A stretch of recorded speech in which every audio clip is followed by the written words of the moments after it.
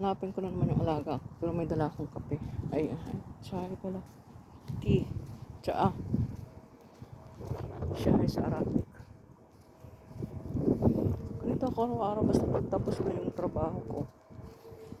Maghanap pa na kaming dalawa. Tapos, mama yung ilaw. Paano kasi sinisira ng mga bata. Saan kaya siya? Mainit. Pero malamig. Ano yun? Sumilong ka lang sa malamig. Mahangin pa. Parang ako madadala. Ouch, mainit. Bagong gawa lang kasi ito. Oh my goodness.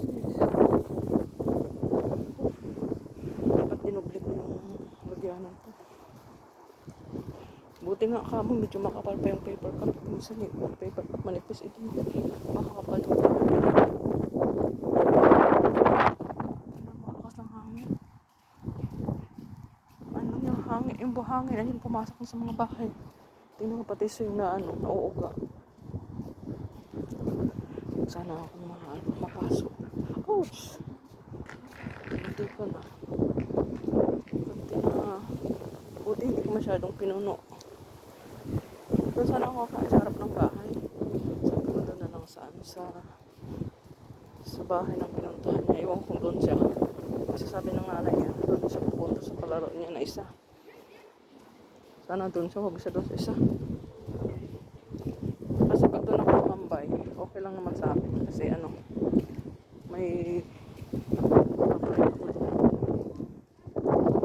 alam ko na nagpagayan kami ng mga pasok dito. Pag naligaw kami banda ron malapit sa kanila.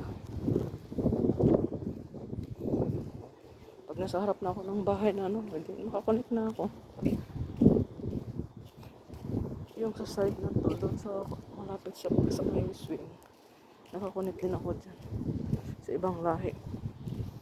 Kasi nag-celebrate kami ng bagong taon. Sa kanila kami bahay okay lang sa amo niya, doon kami maki-celebrate. Pero doon kami sa garage, ang ganda. Ganda ng sit up niya.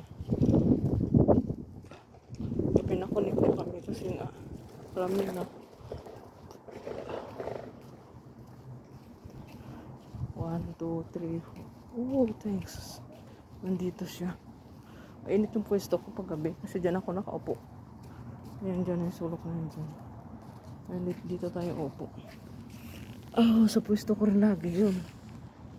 Ako yung bantay ng puno. Diba? Ayan tayo kape. Dito na ako. Yung alikabok nagliliparan. Hindi pala, buhangin pala. Parang napuwin ako. Kain na tayo. Kain. May baon din akong tinapay.